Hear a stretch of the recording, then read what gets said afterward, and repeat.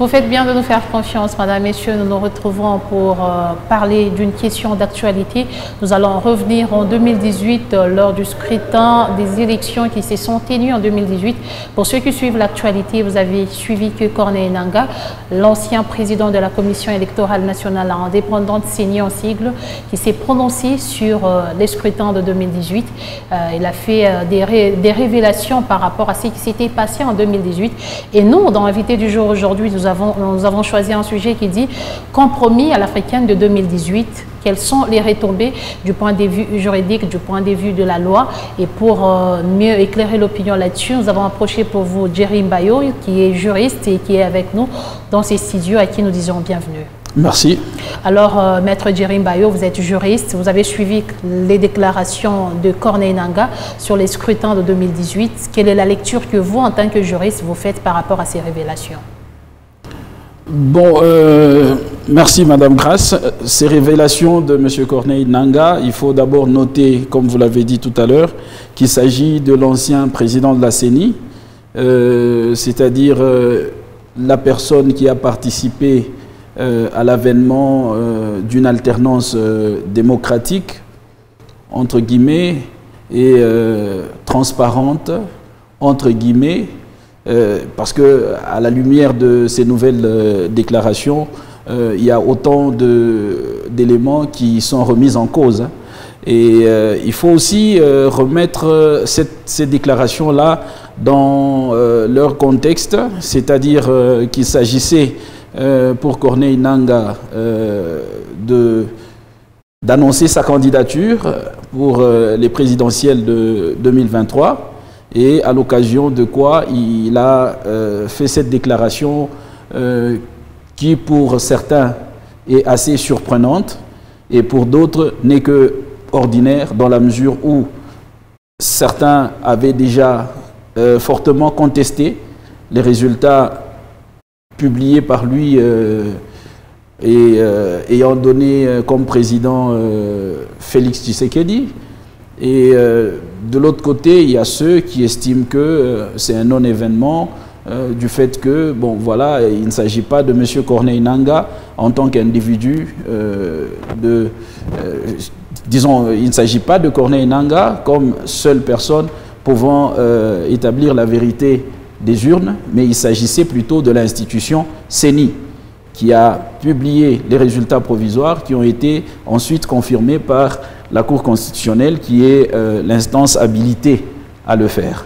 Mais cela ne va pas sans conséquence dans la mesure où ça intervient pratiquement au cours d'une année électorale, année où les enjeux sont de plus en plus grandissants parce que nous avons une RDC qui est partie de 2006 avec le premier exercice démocratique à l'issue duquel le président Joseph Kabila a été élu président de la République et le deuxième exercice de 2011 puis 2018. Aujourd'hui, on se dit qu'il y a eu une certaine maturation de la population. La population est en train de grandir dans la manipulation ou dans la participation au processus des élections.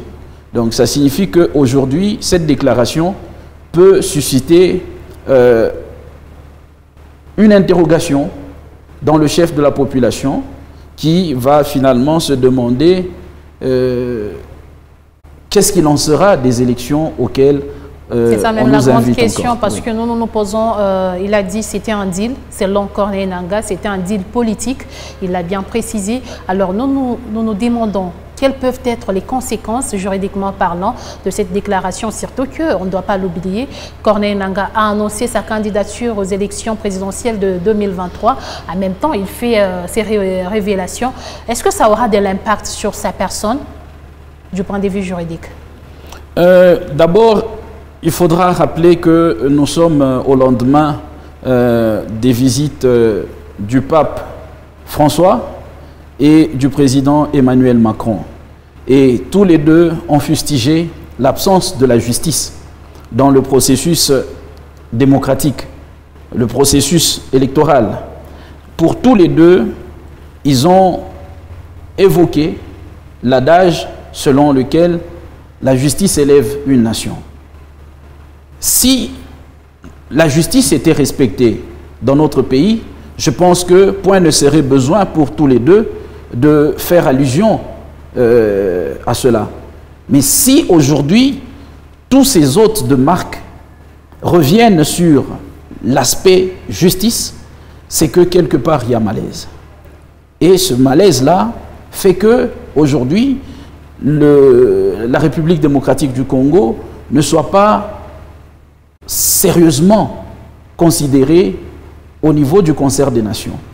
Et les déclarations de Corneille Nangaa, d'une part, il faut savoir que, ayant été président de la CENI, il a eu accès à toutes les intimités liées, n'est-ce pas, au déroulement de tout le processus. C'est ce qui permet qu'on ne peut pas prendre ça à la légère, parce que Corneille Nangaa n'est pas n'importe qui lors du scrutin de 2028. Tout à fait. Je sais que Corneille Nangaa, d'abord en tant qu'individu, pour avoir été élevé au rang de président de la CENI, c'est qu'il a eu à affronter autant de réalités. Il a eu à recevoir la confiance d'autant de personnalités à travers la République pour que finalement il soit confirmé en tant que président. Et à ce titre-là, lorsqu'il fait une révélation comme celle-là, il y a lieu de s'y pencher pour se poser des graves questions sur le pourquoi de cette déclaration, pourquoi en cette période, et est-ce la réalité qui est traduite dans ces déclarations. Je peux même ajouter pour dire pourquoi à cette époque. Tout à fait. Qu'est-ce qu'il attend en retour en faisant ces révélations à la veille des élections? Je pense qu'il y a deux situations qui vont se poser. Si les déclarations de Corneille Nangaa sont avérées, je pense qu'en toute logique, il faudra que la justice s'en saisisse. Parce qu'il ne s'agit pas d'une simple déclaration sur n'importe quelle activité de la nation. Il s'agit là d'une fraude. Cet arrangement-là n'est pas prévu dans la Constitution, n'est pas prévu dans les textes. Il n'existe aucun texte qui prévoit que la CENI ou quelques intervenants que ce soit puissent avoir le pouvoir de décider indépendamment des autres institutions qui en sont habilitées, de pouvoir changer le cours ou le résultat des scrutins. Est-ce que ce deal a-t-il violé notre Constitution? Tout à fait, c'est un deal qui ne respecte pas la Constitution, parce que à aucune de ces articulations, la Constitution n'a prévu le recours à un deal, à une négociation entre des personnes occultes, parce que, jusqu'à preuve du contraire, la seule personne ayant fait partie de ce deal-là, c'est M. Corneille Nangaa, pour s'être lui-même déclaré là-dessus, mais il n'existe aucune disposition légale qui autorise quelque personnalité que ce soit à pouvoir décider arbitrairement et à l'insu de tous les Congolais qui sont les souverains primaires pour inverser ou changer les résultats du scrutin. Cela ne peut être possible que devant la Cour constitutionnelle, s'agissant du scrutin présidentiel et législatif national, où la Cour, même elle-même la Cour, n'a pas le droit de changer les résultats qui lui seront transmis par la commission... Mais ce sont des résultats provisoires. Ce sont des résultats provisoires en ceci que la compétence est d'attribution. Nous appartenons à un système, au système qu'on appelle le système latino-européen, lequel système respecte une hiérarchisation des normes. Lorsque la Constitution a prévu que telle compétence est attribuée et dévolue à telle institution, c'est cela qui doit être fait. Et vous allez voir que la valeur qu'accorde la loi à l'annonce de la CENI des résultats provisoires entraîne un conditionnement en matière de recours. Lorsque, par exemple, il y a eu un souci sur les listes, un souci sur la candidature, un souci sur les résultats même du scrutin, on dit que cela intervient, n'est-ce pas, selon que il s'agira peut-être de respecter un délai de 5 jours à dater de la publication des listes, ou soit qu'il s'agira de 2 jours à dater du jour, disons, à dater du prononcé de la Cour constitutionnelle des résultats définitifs, pour que la personne lésée par le résultat puisse former le recours. C'est-à-dire, en d'autres termes, que le résultat publié par la CENI a toute sa valeur parce qu'il émane d'un pouvoir légal. Mais est-ce que ces révélations de Nanga ne remettent-elles pas en question la Cour constitutionnelle? Je pense que la compétence de la Cour constitutionnelle ou bien la confiance dévolue à la Cour constitutionnelle seront remises en cause selon que des poursuites seront engagées. Parce qu'il faudrait d'abord qu'il y ait une poursuite à l'issue des déclarations de M. Corneille Nangaa et que ces révélations-là puissent établir qu'il est vrai qu'il y a eu un compromis et que ce compromis a été passé entre tel ou tel intervenant qui vont aussi apporter leurs preuves ou soit rejeter les preuves qui seront présentées par M. Corneille Nangaa et à l'issue de laquelle enquête, la justice va établir si oui ou non ce compromis-là aura eu lieu. Et si ce compromis a eu lieu, tous les intervenants qui auront participé à cela devront être traduits devant la justice. Et que peuvent être les parties prenantes de ces compromis, bien sûr? Bon, encore faudra-t-il savoir à qui profite le crime. C'est souvent la question que se posent les enquêteurs. Lorsqu'il y a une infraction, on se demande d'abord à qui profite le crime. À qui a profité le compromis? Est-ce à la population congolaise? Parce que d'après ces déclarations, c'était pour éviter un bain de sang. Est-ce que c'est dans l'ultime but de protéger l'intérêt national? Si oui, on verra quelle attitude prendra la justice. Mais s'il s'agit tout simplement de prendre une initiative comme celle-là dans le but de promouvoir la candidature de l'un au détriment de celle de l'autre, tout cela impacterait sur le fonctionnement des institutions. Et je pense que, à ce titre d'ailleurs, je pense que le professeur Cornu définit même le crime de haute trahison comme étant un crime d'une certaine gravité qui est de nature à porter atteinte à la vie de la nation. Donc nous sommes dans un cas de haute trahison. Ça signifie, ça s'apparente parce qu'on ne détermine pas très exactement les actes énumératifs qui soient les seuls à constituer cette infraction-là.